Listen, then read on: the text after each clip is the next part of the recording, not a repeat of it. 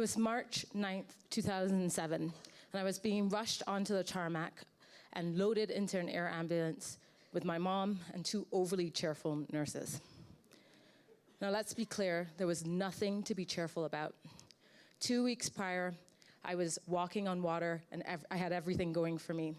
I had just traveled for 6 months in the Middle East. I'd just been awarded a Rhodes Scholarship. I'd finished college a semester early, and I'd finally gone home to Barbados, and I had one plan. I was gonna be at the beach as much as possible. It was a beautiful day, and I was out surfing, and all of a sudden I felt a strange and sharp cramp in my thighs. I paddled to the shore, sat down, and I couldn't get up again. I was rushed to the emergency room of the hospital. It was crammed full with patients, nurses, and doctors rushing to and fro. I was placed in a hallway on a backboard on the floor, and the paramedics, as they walked away, looked apologetically. There were no beds at the hospital available. A nurse came by and injected something in my arm, I think something for the pain, something to keep me quiet, and I felt myself drifting away. When I woke up, I was still on the floor, and it was dark outside. I had no health insurance. My family had always lived hand to mouth. I just hoped that maybe I had slipped a disc or something that wouldn't be too expensive. Friends and family rallied together to raise the $2,500 that I needed for an MRI scan to diagnose me. One friend sold his personal computer. I hadn't slipped a disc or pinched a nerve.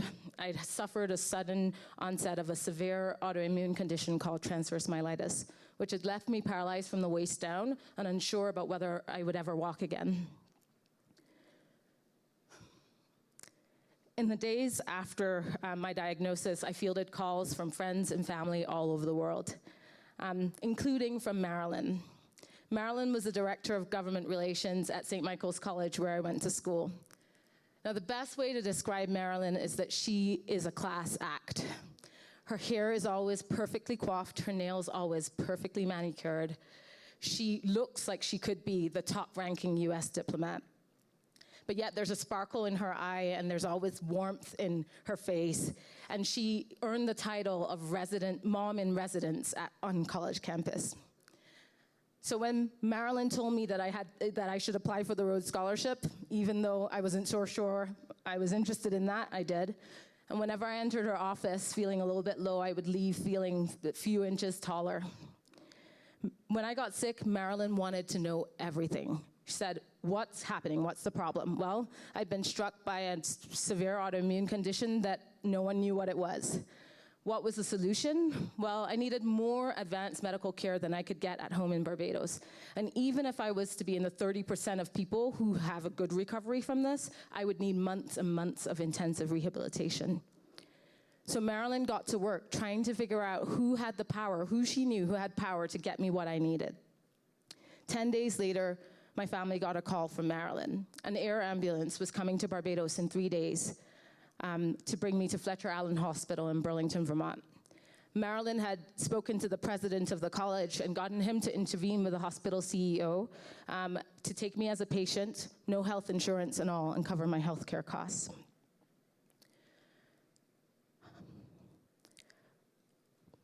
You know, I wouldn't be standing here today without Marilyn's intervention and the kind generosity of a hospital CEO. Every morning I wake up and I stretch from head to toe, and I'm so aware of how lucky I am to have gotten the care that I needed just then. Today, I work with a network of global activists who are working to make sure that all people living with HIV have affordable access to the treatment that they need. Around the world, there are 35 million people living with HIV or AIDS. HIV is not like transverse myelitis. It is neither rare nor difficult to treat. Yet, more than half of these people don't have access to the life-saving medicines they need. Much like Marilyn, as activists, we often don't have direct access to the power that we need to change this problem. But yet, we have a clear sense of what the problem is. We have sharp insight into the solutions, and our strategy always begins with, who has the power to make this change, and how do we move them? And so then we get to work trying to influence those who hold power. We leverage the media. We target people close to decision makers. We make it a little more difficult for pharmaceutical companies who are charging exorbitant prices for drugs to do business as usual by holding the NASDAQ floor or blocking the streets of New York City or Durban, South Africa. We are aware that we need to move power.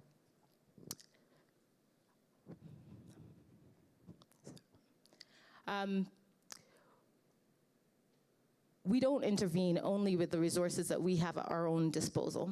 We'd never have enough, just never have enough.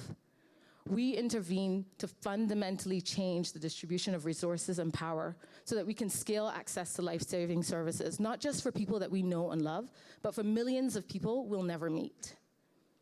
Each person living with HIV around the world who does not have access to treatment deserves a Marilyn.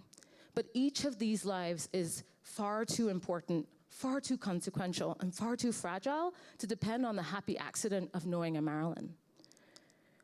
We need a system rooted in justice that all 7.5 billion of us on this planet can depend on. One, where people can access healthcare regardless of who they are, where they live, how much money they have, what color their skin is. This is why I choose to be an activist.